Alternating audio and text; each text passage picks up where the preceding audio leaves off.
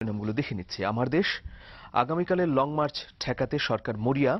ইসলামের হেফাজতে শহীদ বা গাজীর নিয়তেই বেরিয়েছি। আল্লামা শফি। ঘাদানিকের কর্মসূচি প্রত্যাহার না হলে রোববার থেকে লাগাতার হরতাল। শোককে শক্তিতে পরিণত করে সরকার পতন গণ আন্দোলনে।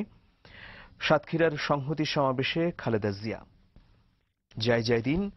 সংঘাত আতঙ্কে সন্ত্রস্ত দেশ। রোববার থেকে হেফাজতের লাগাতার হরতালের হুমকি। হরতাল সফল করুন ২৭ সংগঠনের আহ্বান। সরকারের হুমকিতে ভয় পাই না খালেদা জিয়া। দৈনিক সংগ্রাম তাদের প্রধান শিরোনাম করেছে ডেডলাইন ৬ এপ্রিল। রাত পোহালেই লং মার্চ। মোকাবেলায় সরকারের হরতাল সহ নানা তৎপরতা। চারদিকে শঙ্কা উদ্বেগ। মতিঝিলে সমাবেশের অনুমতি দিয়েছে পুলিশ। দেশ জুড়ে লং মার্চের ব্যাপক প্রস্তুতি। আওয়ামী লীগ ও বাম ছাড়া সকলের সমর্থন। সাতক্ষীরায় দুটি শোক সভায় বেগম খালেদা জিয়া। গণহত্যার জন্য প্রধানমন্ত্রীকে হুকুমের আসামি করা হবে। অর্থনীতি প্রতিদিন। এক বছরে ১৫,০০০ কোটি টাকা পাচার।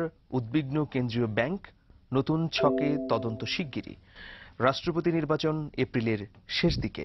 সাতক্ষীরায় দুটি জনসভায় বেগম খালেদা জিয়া। দেশের ১২টা বেজেছে। ৫ বছর উন্নয়ন বন্ধ।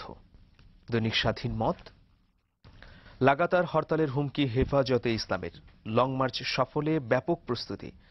আওয়ামী লীগের মধ্যেও অনেক রাজাকার আছে। সাতক্ষীরায় খালেদা জিয়া। গ্রেফতারে ভয় পাই না। হেফাজতের বিরুদ্ধে হরতাল সফলের আহ্বান।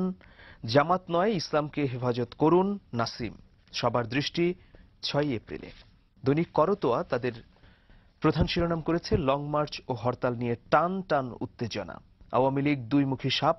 খালেদা জিয়া। বাম দলগুলোর সমর্থন। হেফাজত ঠেকাতে আজ সন্ধ্যা থেকে ২৪ ঘণ্টার hartal. The independent. Shahbag protesters announce 22-hour railroad blockade from today.